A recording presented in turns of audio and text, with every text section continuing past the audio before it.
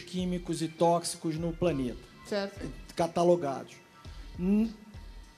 20% disso podem ser colocados no avião. Por exemplo, nada explosivo ou altamente inflamável pode viajar no avião. O avião não carrega gasolina em granel, por exemplo. Mas leva esse negócio aí, essa Bateria de lítio, uma quantidade muito pequena, numa embalagem em um container totalmente vedado, hermético e que isola a carga. Inclusive, ele só vai num lugar onde automaticamente tem o piloto tira o oxigênio. Sem oxigênio não tem fogo.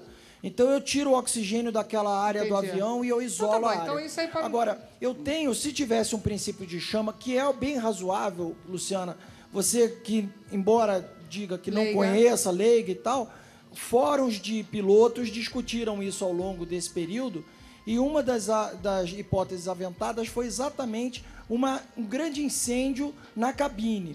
Porém, eu tenho protocolo para isso. O piloto teria colocado máscara de oxigênio, são 2 pilotos, um teria voado a máquina, o avião, e o outro teria se preocupado em apagar as chamas.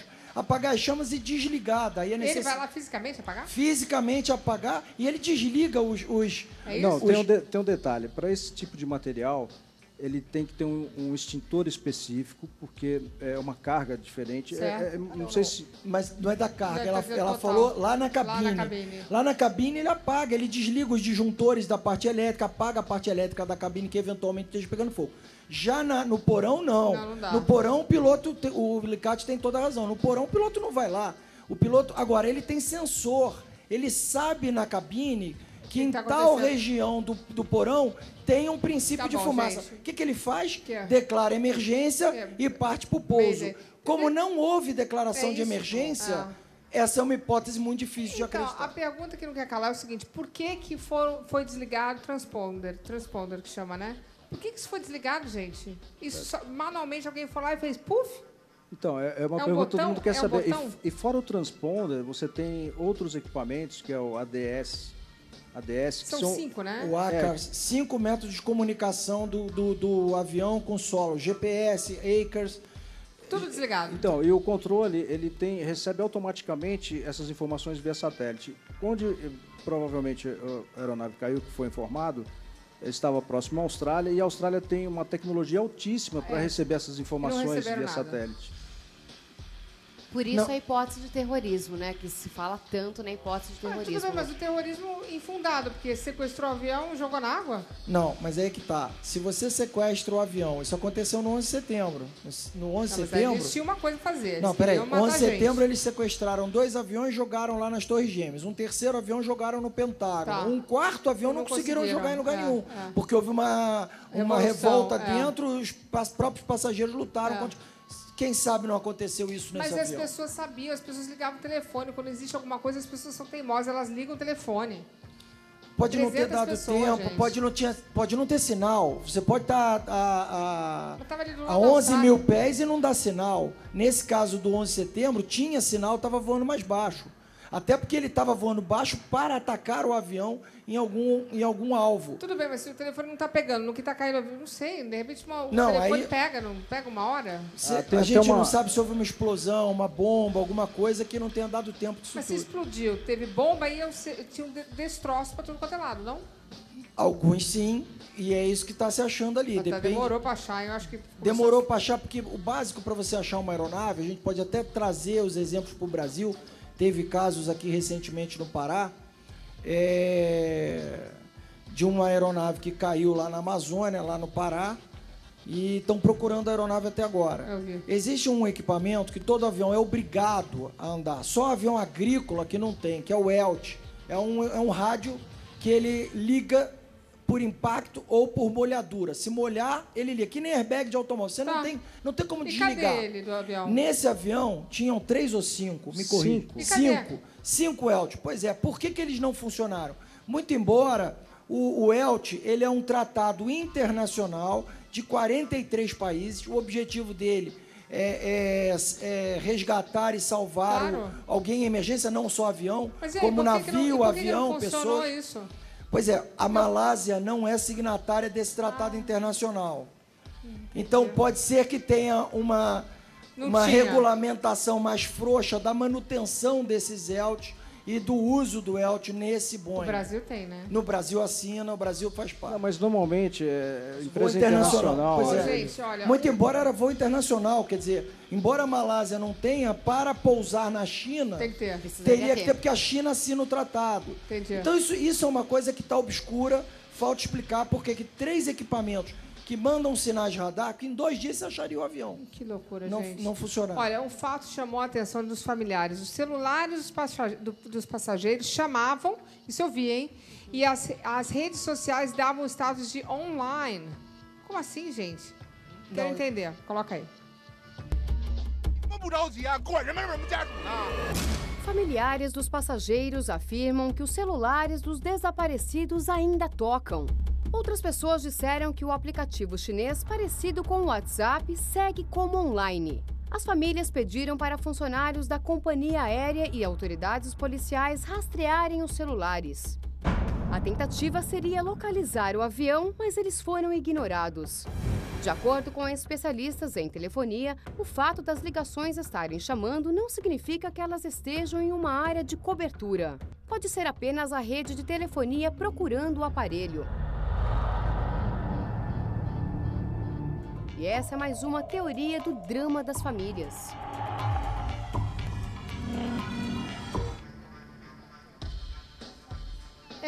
Você perdeu seu marido num acidente aéreo. Sandra, deixa eu te perguntar uma coisa. No seu caso, você sabia que seu marido estava naquele avião? No meu caso, foi bastante complicada essa história, porque, na verdade, eu levei ele para o aeroporto. Ah, então você sabia.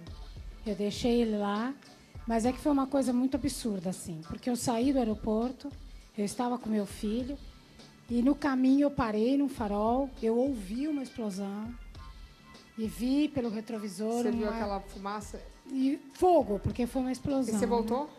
Não, eu fui embora porque eu achava... Era uma manhã. Quando que você vai? Você nunca acha. O que você achou? Você nunca acha que é com você. O que você achou? Né? Que era um caminhão-tanque, um posto de gasolina. Explodindo? Qualquer coisa. Não, assim, fui embora. Mas você não pensou 2 vezes o que será que aconteceu? Não, porque você não explodiu pensa um que é com caminhão você. aqui. Você vai embora. Tá. E eu tinha dentista com meu filho, cheguei lá, o dentista, a primeira coisa que ele comentou, você viu o que acabou de acontecer? Um avião acabou de cair no aeroporto de Congonhas, explodiu e tal.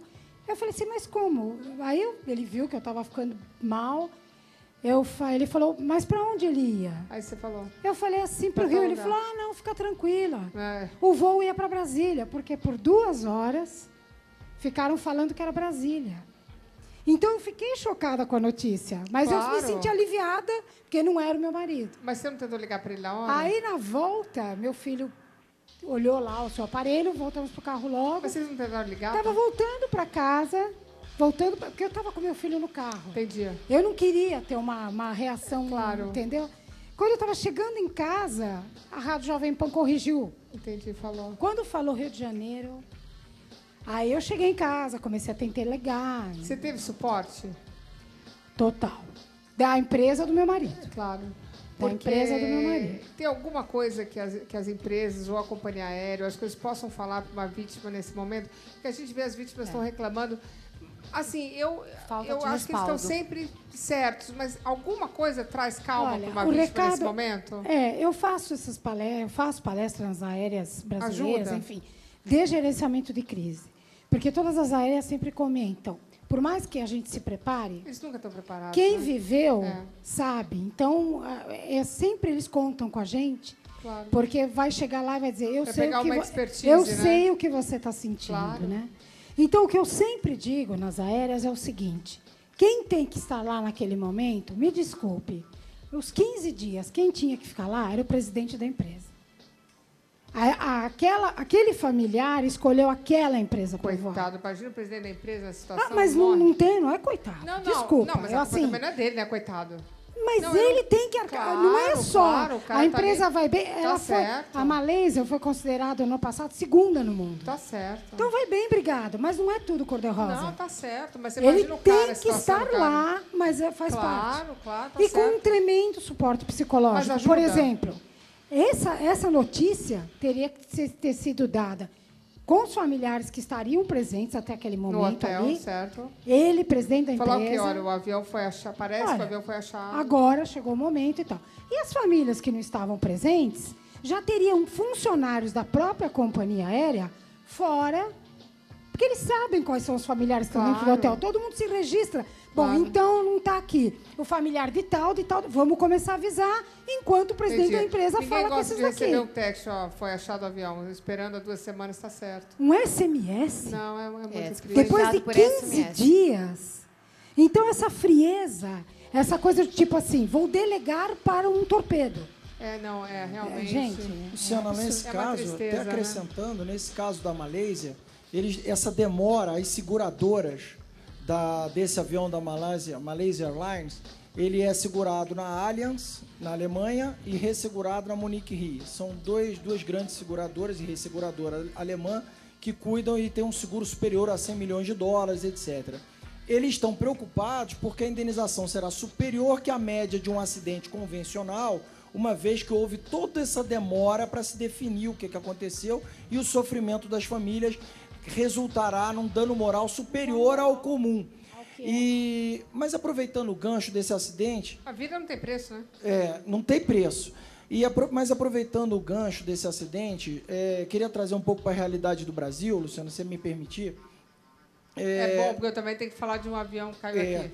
A gente teve aqui um problema, lá na Malásia, teve um problema na passagem do controle do espaço aéreo entre a Malásia e o Vietnã. Aqui no Brasil, o acidente da Gol, com aquele Legacy dos americanos, indo para os Estados Unidos, que bateu no da Gol... De uma empresa. De uma XLR, uma táxi aérea. De uma empresa qualquer, a gente não gosta de citar nomes até. Tá. E bateu naquele avião. Certo. Aqui caiu, morreu todo mundo e tal, aquele acidente foi trágico. Houve o erro do piloto, que desligou o transponder. Eu entendo isso, que pode desligar esse negócio. E houve, que disse que foi acidental, e houve erro do controlador do espaço aéreo. Supostamente houve erro também. O nosso controle do espaço aéreo, Luciana, infelizmente, ele ainda não é, no Brasil, uma profissão regulamentada. Nossa! O salário de um controlador do espaço aéreo no Brasil hoje, ele começa com R$3.000, e se ele trabalhar a vida inteira, ele chega a 6, 7. E tem descanso? E eles não podem fazer greves. Ele Por quê? não pode, porque vai preso? A grande maioria deles é militar. 8 deles fizeram aquele. Em 2007, em março de 2007, teve aquele apagão aéreo. O que era aquilo? Aquela operação Tartaruga que os controladores estavam fazendo, reclamando das suas condições de trabalho. Eles têm descanso? Eles foram presos e, como foram presos por mais de 4 anos, foram expulsos. 8 pessoas expulsas da carreira militar. Então, o que eu queria ressaltar isso não é um problema da aeronáutica, isso é um problema do Brasil, do governo federal, de ter um conhecimento estratégico das suas Forças Armadas, porque tem um problema também, eu não posso dar aumento para o controlador, porque eu tenho todo um efeito cascata sobre todas as patentes das armas. E aí eu não dou aumento para ele. Espera aí, mas é uma coisa muito sensível. O cara que está ali trabalhando nisso, são milhares de vidas. Milhares de vidas. Exatamente. E a gente sabe, se a pessoa está cansada, que fica olhando para uma tela, não funciona direito. Eles precisam de um plano de carreira que não existe. Não existe. Né? De descanso. Escala.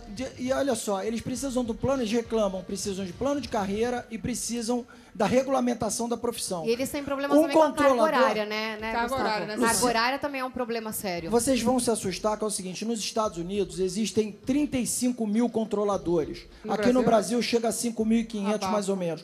Só que é o seguinte, o americano, ele tem 20... no pico, ele regula 20, controla 20 aeronaves. Cada um. O brasileiro, aqui em Guarulhos, por exemplo, na hora de pico, regula 50 a 60 aeronaves. Que medo. Com esse salário muito menor que o americano. Que medo. É temeroso. Mais do que o salário, é o descanso, né? O descanso, porque na hora de estar controlando, não é o quanto você ganha, é quanto você está descansado. Temos que falar da fadiga.